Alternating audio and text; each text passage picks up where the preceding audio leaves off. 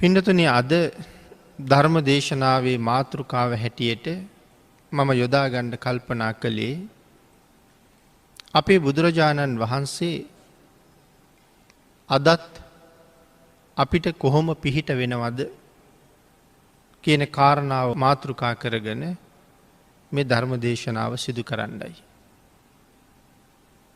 පින්නතුනි අපේ බුදුරජාණන් වහන්සේ අදත් අපිට පිහිට වෙනවද සරණ වෙනවද ඒක කොයි ආකාරයෙන් සිදුවෙනවද කියන කාරණාව බුදුරජාණන් වහන්සේම තමයි අපිට පැහැදිලි කරලා දේශනා කරන්නට යෙදුනේ. කිසිම කෙනෙක් අද භාග්‍යවතුන් වහන්සේ නැහැ කියලා කල්පනා නොකළ යුතුයි කියන කාරණාවම බුදුරජාණන් වහන්සේ දේශනා කොට වදාළා. ඒ කාරණාව භාග්‍යවතුන් වහන්සේ තහවුරු කරපු තැනින් අපිට පැහැදිලි වෙන්නේ අදත් බුදුරජාණන් වහන්සේ ජීවමානමයි කියන කාරණාවයි. ඒක මේ ලෝකේ අපිට අහන්න තියෙන අති විශේෂිත කාරණාවක්. භාග්‍යවතුන් වහන්සේ අපිට තාමත් පිහිට වෙමින් වැඩ ඉන්නවා කියන කාරණාව. තාමත් භාග්‍යවතුන් වහන්සේ ජීවමානයි කියලා මේ අහන කාරණාව අපේ ජීවිත කොයිතරම් උසස් තැනකට පත් කරනවද? කොයිතරම් කුසලයෙන් පෝෂණය කරගන්න පුළුවන්ද? අදත් ජීවමාන බුදුරජාණන් වහන්සේ වෙනුවෙන් කොයිතරම් අපිට පුද පූජාවල් සිදු කරගන්න පුළුවන්ද? අතීතයේ අය යම්තාක් කුසල් රැස් කරගත්තනම් ඒ තාක් කුසල් අඩු නැතුව අදත් අපිට සිද්ධ කරගන්න පුළුවන් නේද කියන තීරණයට යන්න පුළුවන් අවස්ථාවයි මෙතනින් මේ අපිට පැහැදිලි කරලා දෙන්නේ. ඒ කාරණාව විශේෂයෙන් අපිට පැහැදිලි කරලා තියෙන එක තැනක් තමයි දීඝනිකායේ සඳහන් වෙන මහා පරිනිර්වාණ සූත්‍ර දේශනාව. පින්නතුනි මේ මහා පරිනිර්වාණ සූත්‍ර දේශනාව ආරම්භ වෙන තැන අපේ බුදුරජාණන් වහන්සේ අපිට මූලික අවවාද දෙකක් කරනවා. ආන් ඒකේ පළවෙනි අවවාදය තමයි මේ කාරණාව සඳහන් වෙන්නේ. මේ කාරණාව ටිකක් ගැඹුරුයි. නමුත් අද අපි වැඩියෙන් කතා කරන්නේ දෙවනි අවවාදය පිළිබඳව. ඒ නිසාම පළවෙනි අවවාදේ යටපත් වෙලා මගහැරිලා ගිහිල්ලා. පළවෙනි අවවාදයෙන් බුදුරජාණන් වහන්සේ භික්ෂූන් වහන්සේලා අමතලා විශේෂයෙන් ආනන්ද ස්වාමින් වහන්සේ ආමන්ත්‍රණය කරලා මෙන්න මෙහෙම ප්‍රකාශයක් කරනවා. සියාකෝ පනානන්ද තුම්හාකං ඒව මස්ස. ආනන්ද නුඹලාට මෙහෙම හිතෙන්න පුළුවන්. කොහොමද? අතීත සත්තුකං පාවචනං. අපගේ භාග්‍යතුන් වහන්සේ අතීතයට ගියා. නත්තිනෝ සත්හා. අපේ ශාස්තෘන් වහන්සේ අද නෑ. ශාස්තෘන් වහන්සේ අතීතයට ගියා කියලා නුඹලාට හිතෙන්න පුළුවන්. නමුත් භාග්‍යතුන් වහන්සේ දේශනා කරනවා න කෝපනේතං ආනන්ද ඒවං දට්ටබ්බං. ආනන්ද ඒ එසේ නොදැකිය යුතුයි. බුදුරජාණන් වහන්සේ අතීතයට ගියා කියලා කවදාවත් කල්පනා කරන්න එපා කියන එක තමයි මේ මහා පරිනිර්වාණ සූත්‍ර දේශනාවේ තියෙන පළවෙනි අවවාදය. දෙවනි අවවාදයේ හැටියට පැහැදිලි කරලා තියෙන්නේ යෝකෝ ආනන්ද මයා ධම්මෝච විනයෝච දේශිතෝ පඤ්ඤත්තෝ. යම් ඒ ආනන්ද මා විසින් ධර්මයක් විනයක් දේශනා කරන ලදද පනවන ලදද එය මාගේ ඇවෑමෙන් පසු ශාස්තෘ බවට පත්වෙයි. මේක දෙවනි අවවාදය. නමුත් පින්නතුනි මේ පළවෙනි කාරණාව මම මුලින් සිහිපත් කළා හරි ගැඹුරුයි. ඒක ඊටා විශේෂ කාරණාවක්. බුදුරජාණන් වහන්සේ උදෙසා යම් කෙනෙක් යම් පූජාවක් කරනවා නම් අදත් බුදුරජාණන් වහන්සේ ජීවමානමයි කියන සිතින් යුක්තවම ඒ පූජාව කරන්න බුදුරජාණන් වහන්සේ අපිට අවසර දීලා තියෙනවා. යම් කෙනෙකුට භාග්‍යතුන් වහන්සේ වන්දනා කරගන්න යන්න අවස්ථාවක් ලැබුණොත් විහාර මන්දිරයක වේවා චෛත්‍ය මළුවක වේවා බුදුරජාණන් වහන්සේ දැනුත් ජීවමානවම සවනක් ගන බුද්ධරශ්මි ජාලා විහිදව පංච වර්ණයෙන් බැබලෙන නේත්‍ර යුගලයෙන් මා දෙස බල මේ ස්ථානයේ වැඩඉන්නවා කියන සංඥාව උපදවාගෙනම බුදුරජාණන් වහන්සේට යම් කෙනෙක් වන්දනා කරනවා නම් ජීවමාන භාග්‍යතුන් වහන්සේට සැවැත්නුවර ජේතවනාරාම සුගන්ධ කුටිය ඇතුළට ගිහිල්ලා වන්දනා කළොත් ලැබෙන ආනිසංසය ඒ විදිහටම අඩු නැතුවම ලැබෙනවා. අද යම් තැනක ගිහිල්ල වන්දනාවක් කරනවා නම් අපි ඒ ලබාගන්නේ හැබෑවටම අර සුගන්ධ කුටියට ගිහිල්ල වන්දනා කරන්න තිබිච්ච අවස්ථාවයි. ආන්ගේ කාරණාව එහෙමම දැකලා එහෙමනම් භාග්‍යතුන් වහන්සේගේ සුගන්ධ කුටියට අපි කොහොමද යන්නේ? ඒ වෙනකොට අපි එතෙන්ට යන්න කොහොම සුදුසු විදිහට සූදානම් වෙනවද පිළියෙල වෙනවද? කොයි වාගේ ඇඳුමක් බුදුරජාණන් වහන්සේ ගාවට ඇඳගෙන යනවද? මේ කාරණා සියල්ලම මෙතන හිතන්න සිද්ධ වෙනවා. ලෝකයේ අවුරුදු කෝටි ප්‍රකෝටි ගණනකින් පහළ වෙන මේ මහා ශ්‍රේෂ්ඨ උත්තමයන් වහන්සේ දෙවියන්ට පේන්නේ දෙවියෙක් හැටියට, බ්‍රහ්මයන්ට පේන්නේ බ්‍රහ්මයෙක් හැටියට, මේ ලෝකේ සියලු දෙනාගේම පුද පූජාදියට සුදුසු වෙච්ච සම්මා සම්බුදුරජාණන් වහන්සේ වැඳගන්න යන මම කොයි විදිහට භාග්‍යතුන් වහන්සේ වඳිනවද? කොයි විදිහට භාග්‍යතුන් වහන්සේ ඉන්න තැනට එළඹෙනවද? මේ කාරණාව තමන්ගේ හිතෙන් අරගන්න ඕනේ. ඒකට තමයි කියන්නේ ජීවමාන බුද්ධ සංඥාව කියලා. යම් කෙනෙක් ඒ සිතුවිල්ලෙන් ගිහිල්ලා බුදුරජාණන් වහන්සේ ළඟ වැඳ වැටෙනවා නම් අර එදා හැබෑවින්ම ජීවමාන භාග්‍යතුන් වහන්සේ ළඟ වැඳලා යම් කුසලයක් අත්පත් කරගන්නවා නම් ඒ කුසලය අල්ප මාත්‍රයක්වත් අඩු නැතුව අපිට ඒ විදිහටම ලැබෙනවා. මේ කාරණාව පැහැදිලි කරන්න අපේ ධර්මයේ උදාහරණ ගණනාවක් පෙන්වන්න පුළුවන්. එක අවස්ථාවක් තමයි විමානවත්තු පාළියේ සඳහන් වෙන පීත විමාන වස්තුව.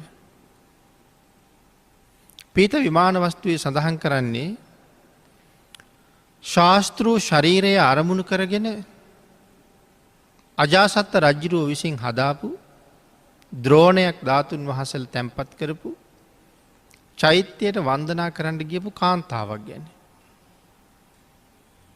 ඒ කාන්තාව මේ චෛත්‍ය වන්දනාවට යන්නේ ජීවමාන බුදුරජාණන් වහන්සේගේ ශරීරය අරමුණු කරගෙන.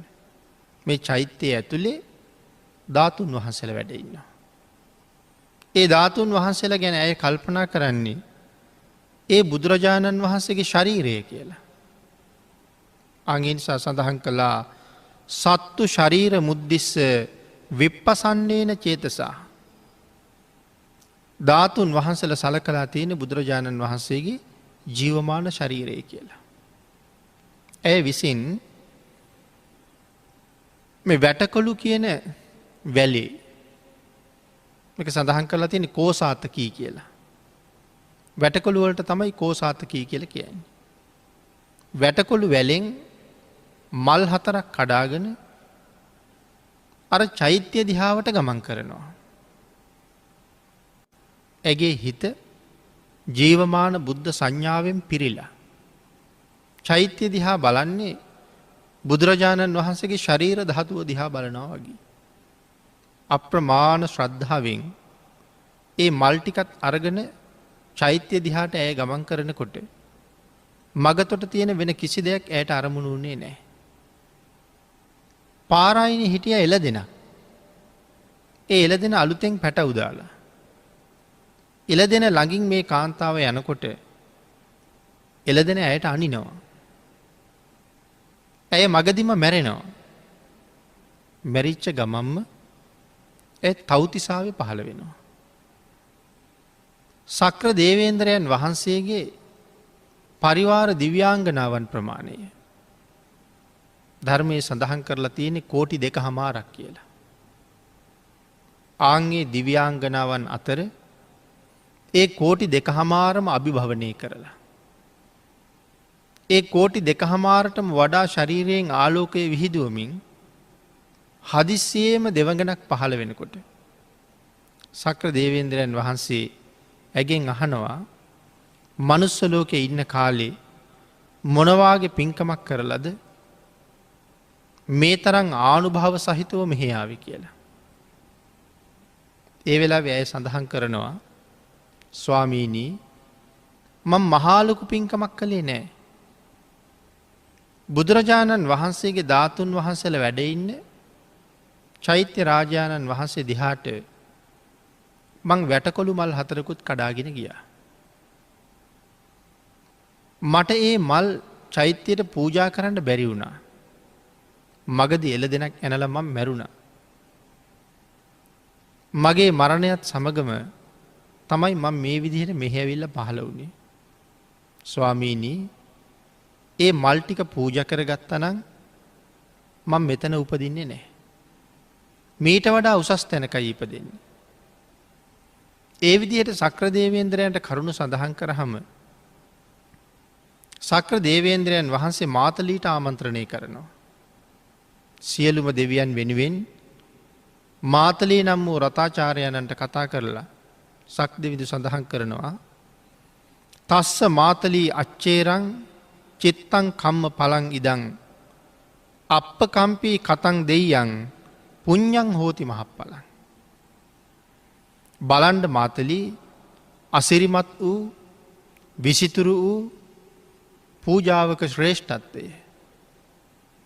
ස්වල්ප වුවත් එය මහත්ඵල වෙන හැටි. නත්ති චිත්තේ පසන්නම්හි අප්පිකානාම දක්කිනා. සිත පැහැදිලා යමක් කරන කල්හි මාතලී එහි කිසි අල්ප බවක් නං නෑ. සිත පැහැදිලා නං තියෙන්නේ එහි අල්ප බවක් නෑ. ඒක මහත් පළමයි. ඒක මහශ්‍රේෂ්ඨමයි.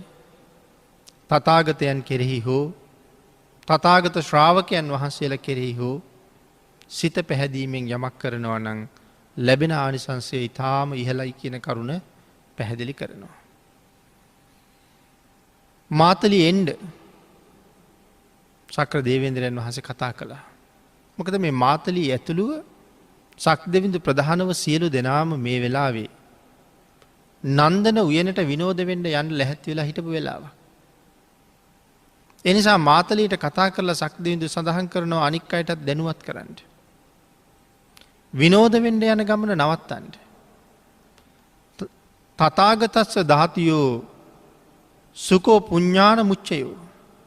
තථාගතයන් වහන්සේගේ ධාතුන් වහන්සේලා උදෙසා කරනවා නම් යම් පූජාවක් එය පිනෙහි උච්චතම තත්වයයි. ඒ නිසා මාතලී අපි යමු චෛත්‍ය වන්දනා කරන්න. එහෙම කතා කරලා සියලු දෙනාම චෛත්‍ය වන්දනාවට යනවා. එක දිගටම දවස් 7ක් සක්‍ර දේවේන්ද්‍රයන් ඇතුළු දෙවිවරු චෛත්‍ය පූජා පැවැත්වුවා කියලා සඳහන් වෙනවා. තිට්ඨන්තේ නිබ්බුතේ චාපි සමේ චිත්තේ සමම්පලං. යම් මොහොතක සිත සම කරන්න පුළුවන් නම් ඵලය සමානයි. චේතෝ පනිදි හේතුහි සත්තා ගච්ඡanti සුග්ගතින්. මෙතන සිත සම කරනවා කියලා සඳහන් කළේ ජීවමාන භාග්‍යතුන් වහන්සේ ළඟ කොහොම කටයුතු කරනවද? ආන්ගේ හැඟීමෙන්ම කටයුතු කරනවා කියන එකයි එදයි අදයි හිත සම කරගන්නවා කියලා කියන්නේ. සමේ චිත්තේ සමම්පලං. චේතෝ පනිදි හේතුහි සත්තා ගච්ඡanti සුග්ගතින්. එහෙම යම් කෙනෙක් කටයුතු කරනවා නම් ඒ සත්වයා ඒකාන්තයෙන් සුගතියටම ගමන් කරනවා. එනම් මෙන්න මේ කාරණාවෙන් අපිට පැහැදිලි කළා බුදුරජාණන් වහන්සේගේ ධාතුන් වහන්සේලා අරමුණු කරගෙන ජීවමාන බුද්ධ සංඥාව උපදවාගෙන අදත් යම් කෙනෙක් යම් තැනක පූජාවක් සිද්ධ කරන්නේ නම් එය අනන්ත අප්‍රමාණ ආනිසංස සහිතයි. ඒ නිසා භාග්‍යතුන් වහන්සේ නෑ කියලා කල්පනා කරන්න එපා. හිත සම කරන්න විතරයි අවශ්‍ය. මේක එක උදාහරණයක්. පිනතන තවත් උදාහරණයක් තියෙනවා අපදාන පාලියේ පළවෙනි පොතේ 262 පිටුවේ තමයි මේ කාරණාව සඳහන් කරන්නේ. පච්චු පට්ටාන සංඥක තේරාපදානය. අපේ ශාසනයේ පැවිදි වෙලා පච්චු පට්ටාන සංඥක නමින් අරහත්වය ලබාගන්න මේ රහතන් වහන්සේ අතීතයේ අත්තදස්සී කියන භාග්‍යතුන් වහන්සේ පහළ වෙච්ච කාලේ යක්ෂ යෝනියේ ඉපදිලා හිටිය. යක්ෂ සේනාධිපතියෙක්. ඉතාම ඉසුරුමත් මේ යක්ෂ සේනාධිපතිය එක දවසක් අඬනවා. හේතුව තමයි මේ තරම් ඉසුරුමත්ව මං ඉපදුනා. නමුත් මගේ ධනය වියදම් කරලා මට ඒ ධනයෙන් ප්‍රයෝජනයක් ගන්න හැකියාවක් නෑ. ඒ ධනය වියදම් කරන එකේ හැබෑම ලාභය ලබන්ඩ ලෝකෙ දැල්වෙමින් තිබිච්ච හැබෑ පහන නිමිල ගිහිල්ලා. ඒ හින්දා මට හැබෑ ප්‍රයෝජන ගන්න කාලයක් නෙමෙයි මේක. එහෙම කල්පනා කර කර තමයි අඬන්නේ. මේ යක්ෂයා අඬ ඉන්න වෙලාවේ අත්තදස්සී භාග්‍යතුන් වහන්සේගේ ශාසනයේ එක මහරහතන් වහන්සේ නමක්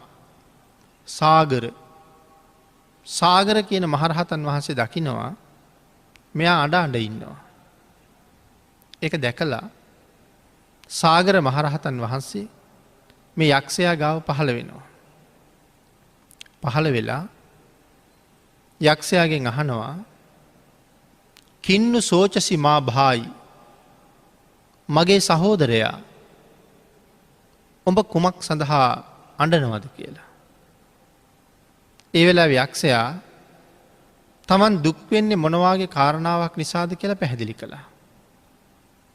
රහතන් වහන්සේ සඳහන් කරනවා එහෙම කියන්න එපා. එහෙම හිතන්නත් එපා. චර ධම්මං සුමේදස. සුමේද කියලා කියන්නේ පණ්ඩිතයාට. පණ්ඩිතය ඥානවන්තය ධර්මයේ හැසිරෙන්න. භාග්‍යතුන් වහන්සේ නෑ කියලා කල්පනා කරන්න එපා. ඔබ වැඩියෙන් ලහියේ ධර්මයේ හැසිරෙන්න. ජීවමාන බුදුරජාණන් වහන්සේටම උපස්ථාන කරන්න අවශ්‍ය නම් බුදුරජාණන් වහන්සේ සර්වඥ ධාතුන් වහන්සේලා ඉතුරු කරලා පිරිනිවන් පාලා තියෙනවා. ඒ ධාතුන් වහන්සේලා තැන්පත් කරලා චෛත්‍යයක් හදන්න. චෛත්‍ය හදලා ඒ චෛත්‍යයට උපස්ථාන කරන්න. ආනන්ද ස්වාමීන් වහන්සේ යම්සේ භාග්‍යතුන් වහන්සේට උපස්ථාන කළාද ඒ විදිහටම උපස්ථාන කරන්න. මේ කාරණාව අහපුවහම පින්නතුනි යක්ෂයාට මහා පුදුම සතුටක් ඇති වුණා. මම සංකප්ප මඤ්ඤාය සාගරෝ නාම ශාවකෝ මගේ අදහස දැනගත්ත සාගර නම් මහ ශ්‍රාවකයන් වහන්සේ මං ගාවට ඇවිල්ලා මට මෙහෙම උපදෙස් දුන්නා. ආන්ගේ උපදේශයෙන් සතුටටපත් වෙලා චෛත්‍යයක් හදලා ධාතුන් වහන්සේලා තැන්පත් කරලා අවුරුදු 5ක් ජීවමාන බුදුරජාණන් වහන්සේට උපස්ථාන කරනවා වගේ ඒ චෛත්‍යයට උපස්ථාන කළා කියලා සඳහන් වෙනවා. පිනතුනි මේ කාරණාව විතරක් නෙමෙයි අපේ ධර්ම කාරණාවල් වල සඳහන් කරනවා අතීතයේ ලෝකෙ පහළ වෙච්ච රජවරු කොයිතරම් රාජකාරී කටයුතු තිබුණත් මොනතරම් වැඩපොළ තිබුණත් දවසකට 3 පාරක් චෛත්‍ය ළඟට එළඹුණා කියලා. උදේට, දවල්ට, හවසට චෛත්‍ය වන්දනාවට ගියා කියලා සඳහන් කරනවා. තමන්ගේ අනික් සියලුම කටයුතු පසක දාලා තුන්වතාවක් බුදුරජාණන් වහන්සේ වැඳගන්න එක ඒ රජවරු කරලා තියෙනවා. ඒ තරම්ම භාග්‍යතුන් වහන්සේ පිළිබඳව අප්‍රමාණ ශ්‍රද්ධාවක් පුදුමාකාර පැහැදීමක් තිබිලා තියෙනවා. අපිට අද දවසකට විනාඩි 10ක්වත් බුදුරජාණන් වහන්සේ වෙනුවෙන් කැප කරන්න කල් නැතිකොට බොහෝ රාජකාරී තිබිච්ච රජවරු දවසකට 3 පාරක් භාග්‍යතුන් වහන්සේ ගාවට යන්න අමතක කරලා නැහැ. ඒ ගිහිල්ලා තියෙන චෛත්‍ය මළුවට ජීවමානව වැඩ හිටපු කාලේ කොසල් ආදී රජවරුත් දවසකට 3 වතාවක්වත් භාග්‍යතුන් වහන්සේ වැඳගත් බව සඳහන් කරනවා. පසු කාලීන රජවරු චෛත්‍ය වන්දනාවට එළඹිලා තියෙන්නේ ජීවමාන භාග්‍යතුන් වහන්සේ කියන සංඥාවෙන්. එහෙම වන්දනා කරලා අප්‍රමාණ කුසල් රැස් කරලා තියෙනවා. මේකත් භාග්‍යතුන් වහන්සේ තාමත් ජීවමානයි කියන කාරණාව පැහැදිලි කරන්න එක කරුණක්. 5 වසරක් චෛත්‍යයට උපස්ථාන කරපු අර යක්ෂයා මරණයෙන් පස්සේ සුගතියේ ඉපදිලා අපේ බුදුරජාණන් වහන්සේගේ කාලේ නැවත මනුස්ස ලෝකෙට ඇවිල්ලා නිසි කල්වයස් ගෙවලා ශාසනයට ඇතුල් වෙලා පච්චු පට්ටාන නමින් රහත් වෙලා මේ ශාසනයෙන් සසර කෙරවල කරනවා. එදා අර චෛත්‍ය හදාගෙන චෛත්‍ය රාජාණන් වහන්සේට වන්දනා කළා. ගාථා 4ක් කියලා. එදා කියපු ගාථා 4 මෙදා තමන් වහන්සේගේ අරහත්වය සඳහා හේතු වුණා කියලා උන්වහන්සේ ප්‍රකාශ කරනවා. අපදාන පාළිය තමයි මේ කාරණාව සඳහන් වෙන්නේ. එහෙනම් ඒ භාග්‍යතුන් වහන්සේ පිරිනිවන් පෑවට පස්සේ බුදුරජාණන් වහන්සේ වෙනුවෙන් කරපු උපස්ථානයෙන් ලබාපු ප්‍රයෝජනයක්. ඊළඟට පින්නතුනි අපේ බුදුරජාණන් වහන්සේ වැඩ ඉන්න කාලේ කොයි විදිහට භාග්‍යතුන් වහන්සේගේ ශ්‍රාවකයෝ බුදුරජාණන් වහන්සේ දකින්න ඇද්ද? භාග්‍යතුන් වහන්සේ වඳින්න ඇද්ද? මේ ජීවමානව වැඩ ඉන්න කාලේ හැම ශ්‍රාවකයෙක්ම බුදුරජාණන් වහන්සේ මේ දැන් මම දිහා බලනව ඇති. අද දවසේ භාග්‍යතුන් වහන්සේ මන් දිහා බලයි. භාග්‍යතුන් වහන්සේ අද මට පිහිට වෙයි කියන සිතුවිල්ල හැමදාම තමන් ගාව තිබුණා. අපේ සූත්‍ර ගණනාවක අපි මේ සූත්‍ර කියවනකොට අපිට මෙන්න මෙහෙම ප්‍රකාශයක් හම්බ වෙනවා. පඤ්ඤත්තේ ආසනයේ නිසීදී භගවා පනවන ලද ආසනයෙහි භාග්‍යතුන් වහන්සේ වැඩ ඉන්නවා. එතකොට මේ ශ්‍රාවකයන් වහන්සේලා යම් කැලෑවක රුක්ෂ මූලයක වැඩ ඉන්නවනම් තමන් භාවනාවට වාඩි වුණේ බුදුරජාණන් වහන්සේට වැඩ ඉන්න ආසනයක් පනවලා තියලා. එක්ක කොට කෑල්ලක්. එහෙම නැත්නම් ලෑල්ලක්.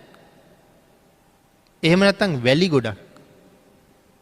එහෙමත් නැත්නම් සඳහන් කරනවා තමන් වහන්සේගේ අතිරේක සිවුර. ඒ සිවුරට වැටිච්ච ගස්වල කොළ එකතු කරලා දාලා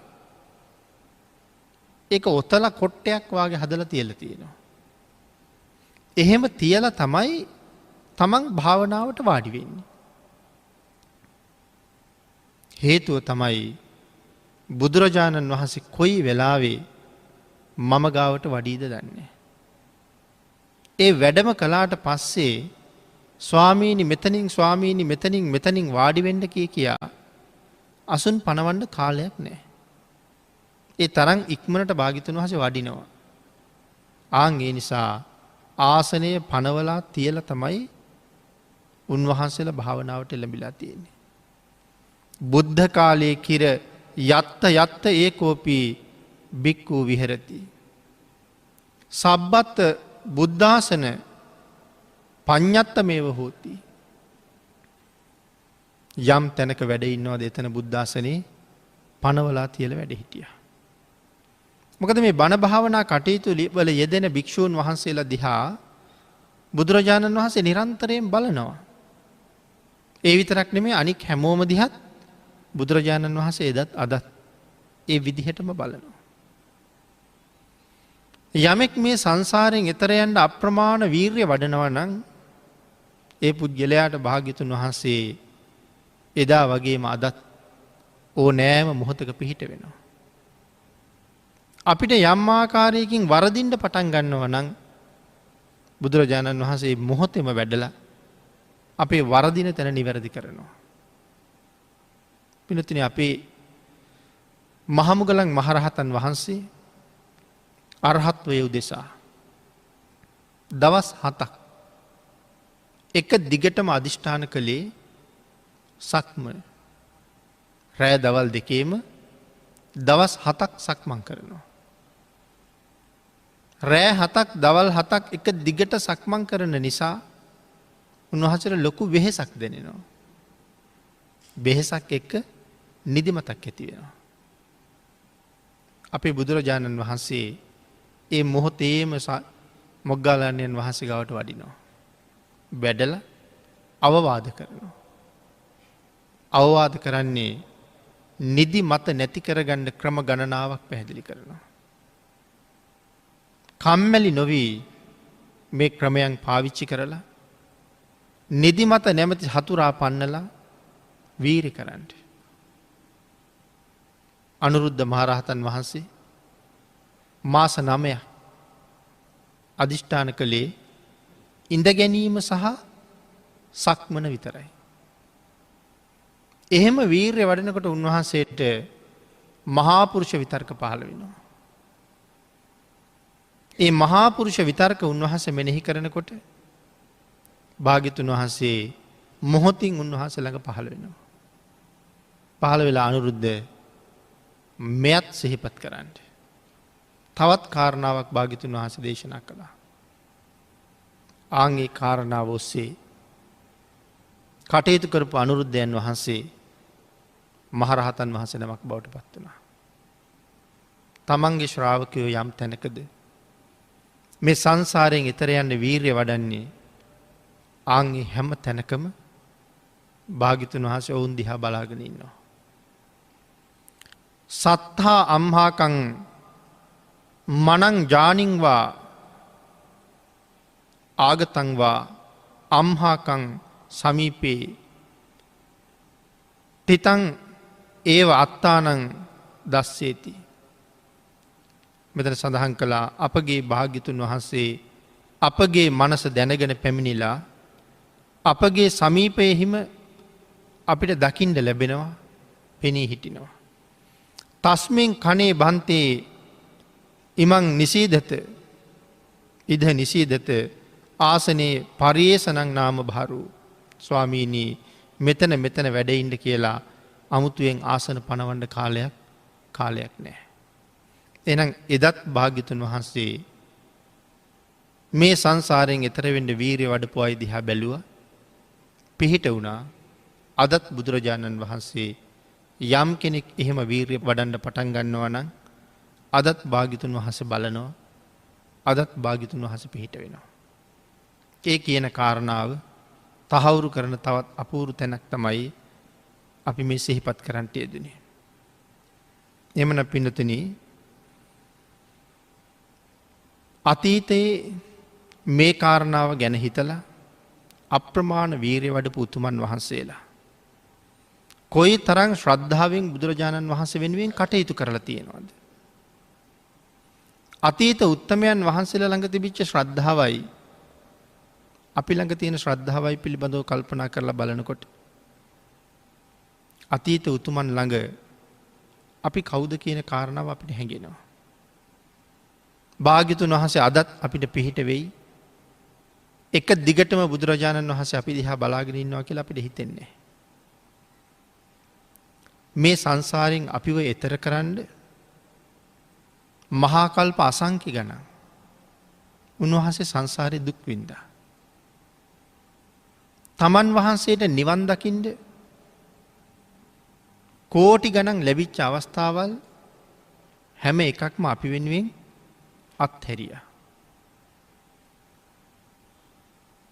මහාකල්ප අසංඛ්‍ය 4.1කට කලින් දීපංකර බුදුරජාණන් වහන්සේගේ පාදමූලයේ බණපද දෙකක් අහලා නිවන් දකින්න තිබිච්ච අවස්ථාවත් අතහැරලා දැම්ම මගේ ඇරියා. තවත් මහාකල්ප අසංඛ්‍ය 4.1ක් ලෞතුරා බුද්ධත්වයේ වෙනුවෙන්ම පාරමිතා පිරුවා. බණපද දෙකකින් සදහටම සසරින් සමුගන්න තිබුණා. නමුත් ඒ අවස්ථාව මගඇරලා ලෞතුරා බුදු වෙන්න ආපහු පාරමිතා පුරන්න හිතහම ඒ පාරමිතා පුරන කාලය තුල තමන් වහන්සේ නිරයට යන බව බෝසතාණන් වහන්සේ දන්නේ නැද්ද? හොඳටම දන්නවා. සුමේද තාපසතුමා අභිඥාලාභී. එහෙනම් අහවල් කාලෙට මටත් නිරයට යන්න සිද්ධ වෙනවා. නිරය කියලා කියන්නේ අති භයානක වූ දුක්ඛදායක තැනක්. නිරයේ දුක අපිට තේරුම් නැති වුණාට ඒ අභිඥාලාභී මහ තවුසට නිරය ගැන හොඳට තේරෙනවා. නමුත් තමන් නිරයට යන බව දැනත් රහත් වෙන්නේ නැතුව මේ සංසාරයට බහින්නේ මොන තරන්නම් කරුණාවක් මොන තරන්නම් අනුකම්පාවක් අපි පිළිබඳව ඇති නිසාද? මහනිරේ ගිහිල්ලා ඉපදෙන්නේ නැහැ කියලා සඳහන් කරනවා. නමුත් ඔසුපත් නිරේවල් වල ඉපදෙනවා.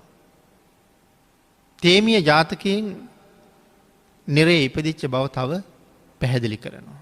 අවුරුදු 20ක් රජකම් කරලා අවුරුදු 80000ක් නිරේ හිටිය කියලා දැනගත්තාම තමයි අන්ධයෙක්, බීරෙක්, ගොළුෙක් මේ කොරවෙච්ච පුද්ගලයෙක් වාගේ කතා බහ නොකර ඇවිදින්න නැතුව නැගිටින්න නැතුව සෑහෙන කාලයක් කටයුතු කරන්නේ අර කාරණාව දන්න නිසා. මේ ජීවිතෙත් නිරෝගී පුද්ගලයෙක් බව පෙන්වුවොත් මට ආපහු සැරයක් රාජ්‍ය භාර ගන්න වෙනවා. ආයි රජකම් කරලා නිරේට ගිහිල්ලා බෑ. ඒ නිසායි රජකම භාර නොගණ්ඩයි මෙහෙම කටයුතු කළේ. එහෙමනම් මේ මහා කල්ප අසංඛ්‍ය 4.1ක් තුල විඳපු අනන්ත අප්‍රමාණ දුක්ඛන්දරාව තේමිය කුමාරයාට නමුත් රජ්ජුරුව දුන්න දුක්ඛන්දරාව සීමාවක් නැති බව මනාව පැහැදිලි වෙනවා. තේමිය ජාතකයේ යම් කෙනෙක් හරියට කියවනවා නම් එක අවස්ථාවක ඇඳ උඩ තියලා යටින් ගින්දර දානවා. සඳහන් කරනවා ඇඟේ දිය පොක්කලක් මතු වුණා කියලා. ඒත් තේමිය කුමාරයා මොකද කල්පනා කරන්නේ? නිරේ ගින්දර මීට වඩා සැරයි. නිරය මීට වඩා දුක්ඛදායකයි. ඒ නිරයට යන්නේකින් මිදෙන්න නම් මේ දුක මම ඉවසන්න ඕනේ. එක වතාවක් ඇඟ පුරාම පැණි ගාලා එළියෙන් තිබ්බා. කූඹි වහනවා, මැස්සෝ වහනවා, මී මැස්සෝ බඹරු වාගේ සත්තු ඇවිල්ලා වහනවා, හපනවා, පැණි ගන්න දඟලනවා. ඒ වේදනාව ඉවසුවා. මේ වාගේ මහා වේදනාවල් වලට භාජනය කළා. දඟලයිද, කතා කරයිද, එහාට මෙහාට හැරෙයිද පෙරලෙයිද කියලා බලන්න මේ. නමුත් ඒ වේදනාව තියාපු තැන තියාපු විදිහටම වින්දේ මේ ලෞතුරා බුද්ධත්වයේ ලබන්න මග ඉක්මන් කරගන්න ඕන නිසා. නැවත නිරේ නොයන්න ඕන නිසා. මේ වාගේ කාරණා මේ ශාසනය තුල අධ්‍යයනය කරනකොට උන්වහන්සේ මොන තරම්නම් වීරියක් දැරුවද මේ ලෝක සත්වයා සතර අපායෙන් ගලව ගන්නට. එහෙම පාරමිතා පූර්ණේ කරගෙන ඇවිල්ලා තමන්ගේ දරුවෝ කී පාරක් දන් දුන්නද? ස්වාමි දියණිය කී පාරක් දන් දුන්නද? එහෙම කටයුතු කරමින් ඇවිල්ලා ලෞතුරා බුද්ධත්වයේ ලබලා අපට දේශනාවක් කළා. මහණෙනි, මේ භයානක සංසාරයෙන් එතර යන්න නම් සතර අපායෙන් නිදහස් වෙන්න නම් හැම කෙනෙක්ම උතුම් වූ පංචශීලයේ මත පෝෂණය වෙන්න ඕනේ කියලා. මේ පන්සිල් කවදාවත් උල්ලංඝනය කරගන්න එපා. දුගතියට බයයි නම් සුගතියට යන්න ඕන නම් ඒත් පන්සිල් උල්ලංඝනය කරන්න එපා. පන්සිල් මතම රැකෙන්ට. අපිට එහෙම කරුණු භාග්‍යතුන් වහන්සේ දේශනා කරහම අපිට තාමත් පන්සිල් මත පෝෂණය වෙන්න සමහර වෙලාවට බැරි වුණා. සිල් ආරක්ෂා කරනවා කියලා හිතාගෙන හිටියට යම් කාරණාවකට එළඹුණාට පස්සේ සමහර වෙලාවට ඒ සිල් උල්ලංඝනය කරන්න වෙනවා. සීලය උල්ලංඝනය කරලා හරි ඒ දේ අත්පත් කරගන්න හරි ඒකෙන් බේරෙන්ඩ හරි අපි කටයුතු කරනවා. එකන භාගිතුන් වහසට තාම අපි කීකරු මදි කියන එකයි. නමුත් අතීත ශ්‍රාවකයන් වහන්සේලා දිවි හිමියෙන් බුද්ධ වචනයට ගරු කළා. භාගිතුන් වහසේ දැන් මේ මොහොතේ අපි දිහා බලාගෙන ඉන්නවා කියලා හිතුවා. ආන් ඒක හින්දා පව් කරන්න හරියට බය වුණා. බුදුරජාණන් වහන්සේ අපි දිහා බලාගෙන ඉන්නකොට කොහොමද මම මේ පාප කර්මය කරන්නේ? උන්වහන්සේ මෙච්චර සංසාරේ දුක් විඳේ මම සසරින් එතර කරවන්න නම් එයින් ප්‍රයෝජන නොගෙන උන්වහන්සේගේ මුහුණට පෙනිපෙනීම මං කොහොමද උන්වහන්සේට එරෙහි වෙන්නේ? ආන් එහෙම හිතලා අතීතයේ අය පව් කරන එකෙන් වැළකුණා. ඒ අය පව් කරන්න ගියහම ඉස්සරලාම බය වුණා දෙවියන්ට පේනවා. කාට හොරෙන් කෙරුවත් මේක දෙවියෝ දකිනවා. එතකොට හොරකමක් නෑ එතන. හැංගිලා නෑ එතන. රහසක් නෑ එතන. ඇයි දෙවියෝ දැකලා. ඊළඟට ඒ අය බය වුණා දෙවියෝ දැක්කේ නැතත් මේ ලෝකෙ රහතන් වහන්සේල වැඩ ඉන්නවා. ලෝකයේ රහතුන්ගෙන් කවදාවත් හිස් නෑ. අපි වැරදි කරනකොට රහතන් වහන්සේල දකිනවා. ආන් ඒ හින්දා ලැජ්ජාවට පත් වුණා. දෙවියෝ දකී කියලා ලැජ්ජාවට පත් වුණා. ඒ හින්දා පව් කරන එකෙන් බේරුණා. නමුත් අපි සමහර වෙලාවට එහෙම බේරෙන්නේ නැතුව එහෙම වළකින්නේ නැතුව යම් කරදරයක් ආපුවහම අපි කල්පනා කරනවා මට මේ තරම් එක දිගටම කරදර එනවා. දෙවියන්ටවත් පේන්නේ නැද්ද කියලා. ඇත්තටම පේන්නේ නැද්ද? ඇත්තටම පේනවා. එහෙනම් ඇයි පිහිට වෙන්නේ නැත්තේ? දෙවියන්ට පේන්නේ අපිට වෙලා තියෙන කරදරේ විතරක් නෙවෙයි. අපි කරාපු දේවලුත් හොතට පේනවා. ආන් ඒ හින්දා සමහර ලාවට පිහිට වෙන්න තියෙන ප්‍රමාණය අඩු වෙනවා. හොඳ කරනවත් දැක්කා, වැරදි කරනවත් දැක්කා. රහතන් වහන්සේලාත් ওই දෙකම දැක්කා. ඒ කවුරු නොදැක්කත් බුදුරජාණන් වහන්සේ දැක්කා. ආන් ඒක හින්දා පව් කරන්න හරියට ඒ අය බය වුණා. පවෙන් වළකින්න ඒ නිසා හැම වෙලාවෙම උත්සාහ කළා. මේ කාරණාවෙන් සඳහන් කළේ බුදුරජාණන් වහන්සේ එක දිගටම එදත් අදත් හෙටත් අපි දිහා බලාගෙන ඉන්නවා කියන කාරණාවයි මේ සඳහන් කරලා තියෙන්නේ. එදත් අදත් හෙටත් යම් කෙනෙක් උත්සාහ කරනවා නම් බුදුරජාණන් වහන්සේට කීකරු වෙලා මේ සංසාරයෙන් එතර යන්න. ආන් ඒ අයට තුනුරුවන්ගේ ආශිර්වාදය, තුනුරුවන්ගේ පිහිට හැමදාම තියෙනවා. මේ කරුණ මනාව දැනගත්ත කෙනාට තමයි හරියටම බෞද්ධ වෙන්න පුළුවන් වෙන්නේ. නිවැරදිව බුදුන් සරණ යන්න පුළුවන් වෙන්නේ. මේ කාරණාව තරමක් ගැඹුරුයි කියලා මම සිහිපත් කළා. නමුත් අපි හරියටම කල්පනා කළොත් අපේ භාග්‍යතුන් වහන්සේ තාමත් අපිට පිහිට වෙනවා. ආන් ඒ නිසා මේ සර්වඥ ධාතුන් වහන්සේලා ඕන තරම් අපේ බුදුරජාණන් වහන්සේත් අපිට ඉතුරු කරලා තියලා පිරිනවම් පෑවා. මේ ධාතුන් වහන්සේ නියෝජනය කරන්නේ ජීවමාන බුදුරජාණන් වහන්සේමයි. ආන් ඒ ධාතුන් වහන්සේලා උදෙසා වන්දනාමාන කරලා නිවැරදිව පුද පූජාවන් පවත්වලා භාග්‍යතුන් වහන්සේ අරමුණු කරලා කටයුතු කරලා සසරින් එතර යන්න මග හදාගන්න කියන අවස්ථාවයි ඒ ලැබලා දීලා තියෙන්නේ. එයින් ප්‍රයෝජන ගන්න පුළුවන් අවස්ථාවක තමයි අපි මේ ජීවත් වෙන්නේ. ආන් එයින් ප්‍රයෝජන ගන්න අපි සියලු දෙනාටම සිත් පහළ වේවා. ශක්තිය, ධෛර්යය, වාග්ය, වාසනාව උදා වේවා. එහෙම කටයුතු කරන්න උත්සාහ කරන අපිට තුනුරුවන්ගේ ආශිර්වාදය තුනුරුවන්ගේ ශක්තිය නිරායාසයෙන් නොවඩුවම ලැබෙනවා. ආන්ගේ ආශිර්වාදයේ ශක්තිය අපේ ජීවිතවලට එකතු කරගෙන. මේ ලැබිච්ච උතුම් ජීවිතය තුළින්ම වහ වහා සසරින් එතරයන්ඩ උත්සාහ කරන්න දිරිගන්වන්ඩ භාගිතුන් වහස තව තවත් අපිට අනුකම්පාව දක්වන සේක්වා කියල අපි ප්‍රාර්ථනා කරමු.